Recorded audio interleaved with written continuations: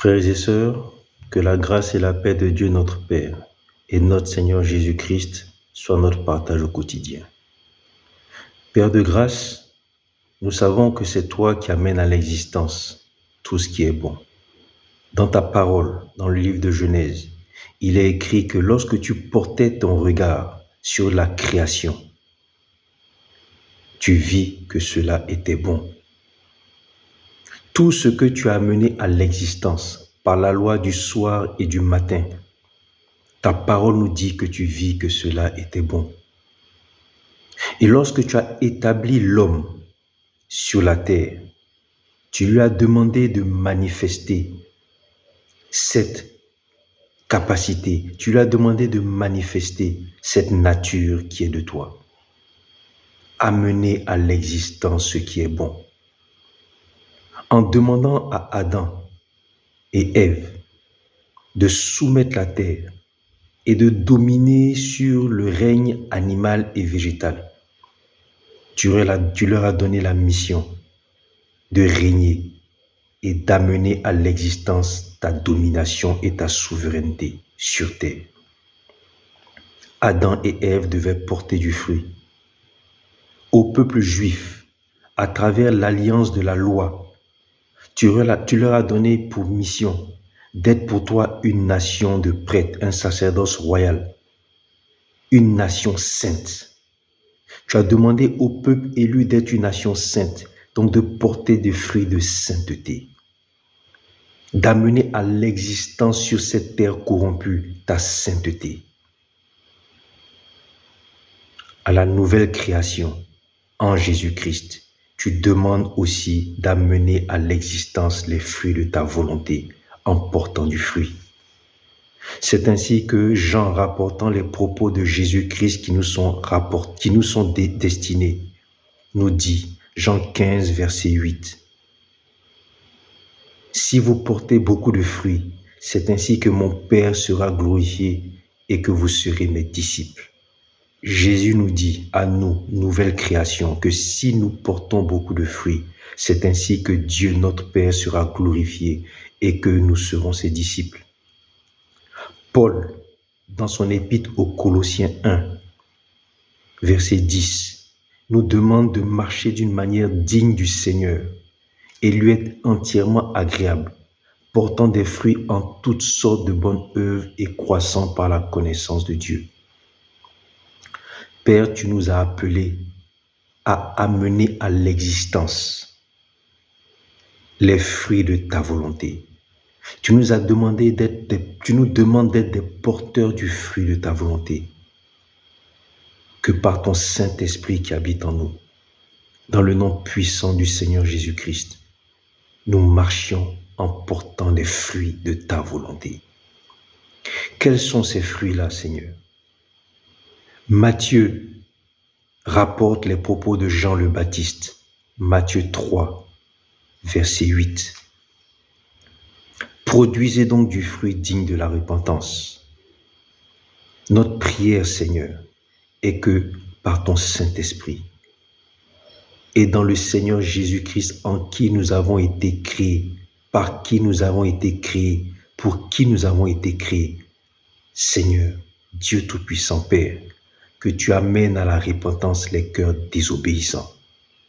Que les cœurs désobéissants soient amenés à la repentance. Afin que, comme nous le dit Paul, dans 1 Corinthiens 15, le verset 49, de même que nous avons porté l'image du terrestre, nous puissions porter l'image du céleste. Amène les cœurs à la repentance, ô Dieu Tout-Puissant, afin que la nouvelle création que nous sommes, la nouvelle création que les cœurs désobéissants vont devenir après la repentance, nous puissions tous porter l'image du céleste et produire des fruits dignes de ta volonté. Quels sont ces fruits que tu nous demandes de porter, Père? Écoutons Paul, qui dans son adresse aux Romains, au chapitre 6, nous dit au verset 22. Romains 6, verset 22. Même maintenant, étant affranchi du péché et devenu esclave de Dieu, vous avez pour fruit la sainteté et pour fin la vie éternelle. Oui, Père éternel, les cœurs repentants, devenus nouvelles créatures en Jésus-Christ, portant l'image du céleste, ont pour fruit la sainteté. Nous te prions, Père, donne-nous de porter le fruit de la sainteté en vue de la vie éternelle. Donne-nous d'être des modèles de sainteté dans ce monde, dans le nom puissant de Jésus-Christ. Paul, toujours, nous révèle un autre fruit que nous devons porter. Dans son épître aux Éphésiens, au chapitre 5, au verset 9,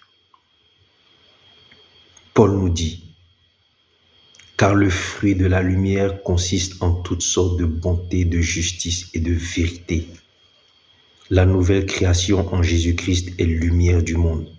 Et Paul dit que le fruit de la lumière consiste en toutes sortes de bonté, de justice et de vérité. Dans le nom puissant de Jésus-Christ de Nazareth, élevé, glorifié, établi dans les cieux à ta droite, dans ta justice. Dans son nom puissant et par son Saint-Esprit qui nous conduit, donne-nous de porter des fruits de bonté, de justice et de vérité. Jacques, l'apôtre Jacques nous dit dans Jacques 3 au verset 18 que le fruit de la justice est semé dans la paix par ceux qui recherchent la paix. Jacques 3 verset 18, le fruit de la justice est semé dans la paix par ceux qui recherchent la paix. Que notre aspiration soit de te chercher, toi le Dieu de toute paix. Christ a dit qu'il nous donnait la paix, non pas comme le monde nous la donne, mais la paix qui vient de lui. Donne-nous d'avoir accès à cette paix afin d'être des porteurs de fruits de justice. Et Paul nous révèle dans son épître aux Galates qu'il y a un fruit, le fruit des fruits, le fruit parmi tous les fruits que nous devons porter. Paul nous dit que le fruit de l'esprit, c'est l'amour. Nous sommes des porteurs d'amour. Donne-nous de demeurer des porteurs d'amour. Nous sommes des porteurs d'amour, Père. Donne-nous de demeurer des porteurs d'amour dans le nom puissant de Jésus. Donne-nous de demeurer des porteurs d'amour dans le nom puissant de Jésus. La Bible nous enseigne, Seigneur, qu'avant toute chose, avant que toute chose ne soit créée, tu as établi la lumière. Lumière qui est ta nature. Lumière qui fait partie de tes attributs. Tu as dit que la lumière, ma nature, soit, et la lumière fut. La lumière précède la création. Donne-nous, Père éternel, de demeurer dans ta lumière, afin nous-mêmes d'être des porteurs de lumière. Par ta lumière, tu as manifesté ton omniscience, ton omnipotence, ton omniprésence. Par ta lumière, tu es omniprésent et tu es présent en nous, en Jésus-Christ, par ton Saint-Esprit. Par ta lumière, tu éclaires notre sagesse et notre intelligence par ton omniscience. Par ta lumière, tu accomplis toutes choses selon ta volonté, toi le Dieu omnipotent. Donne-nous d'être des porteurs de cette lumière, Seigneur Dieu Tout-Puissant, afin que, à ta volonté, à ta parole, nous puissions manifester ton omnipotence et ton omniscience. Christ, la lumière du monde, Christ, la parole faite chair, nous dit que celui qui marche à sa suite ne demeure point dans les ténèbres, mais vient à la lumière. Que Christ soit confessé dans nos vies. Que Christ soit confessé dans nos vies. Que la lumière du monde, la lumière faite chair, soit confessée dans nos vies.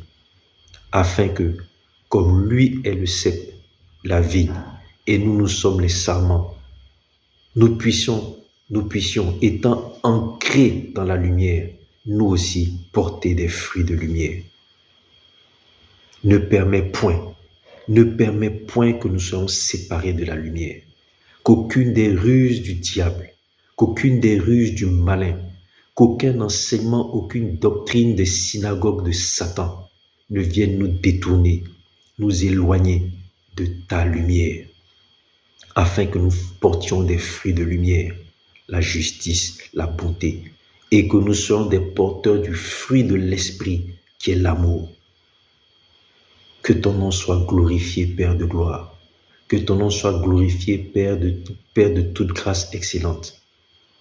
Et que le nom de Jésus-Christ, que Christ lui-même tout entier soit confessé dans nos vies, par nos vies et pour nos vies.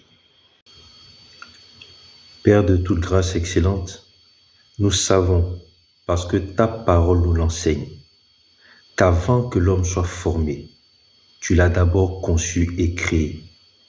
Paul, dans son adresse aux Éphésiens, dans le chapitre 1, les versets 3 et 4 nous dit qu'avant la fondation du monde, toi, Dieu, notre Père, tu nous as élus en Jésus-Christ afin que nous soyons saints et irrépréhensibles devant toi. Puis tu nous as formés selon votre image, selon votre ressemblance. Nous sommes des porteurs de sainteté parce que nous avons été élus pour ça. Que dans le nom puissant de Jésus en qui nous avons été créés avant d'être formés, la sainteté soit un fruit que nous portions avec l'amour. Que par ton esprit nous soyons conduits dans toute ta sainteté et que créés à votre image, à votre ressemblance, nous demeurions saints et irrépréhensibles. Que nous manifestions ta sainteté, Seigneur Dieu Tout-Puissant. La Bible nous dit que lorsque tu as créé l'homme, tu l'as béni pour dominer. La bénédiction, Père, ne consiste pas à être abreuvé de grâce et de biens matériels. Ta bénédiction ne consiste pas à être abreuvé de grâce et de faveur.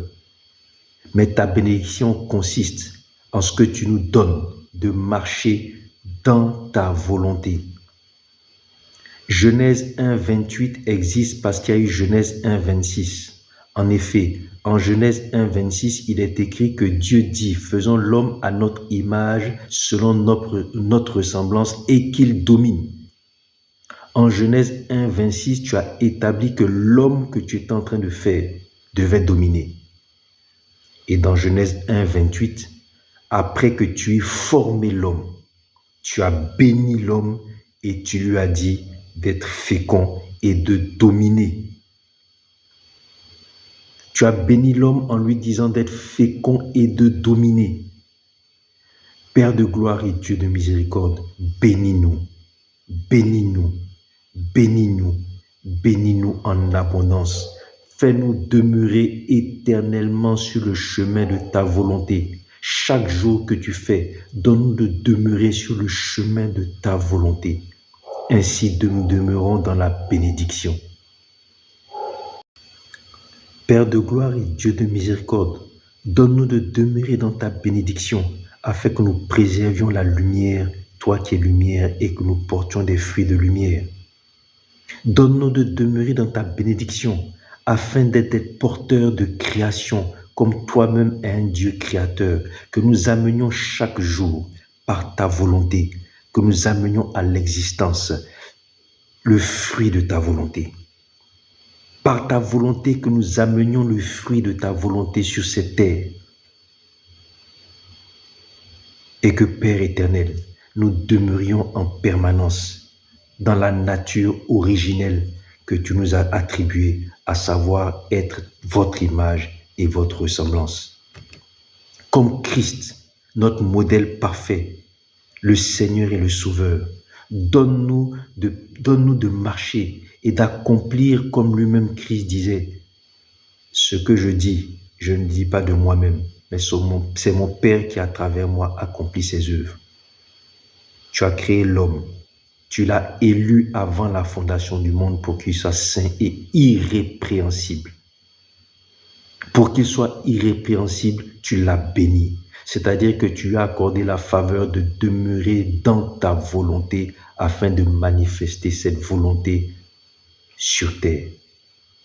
que dans le nom puissant de Jésus, par le Saint-Esprit qui nous conduit, cela soit accompli dans nos vies. Que la grâce et la paix de Dieu notre Père et notre Seigneur Jésus-Christ soient notre partage au quotidien.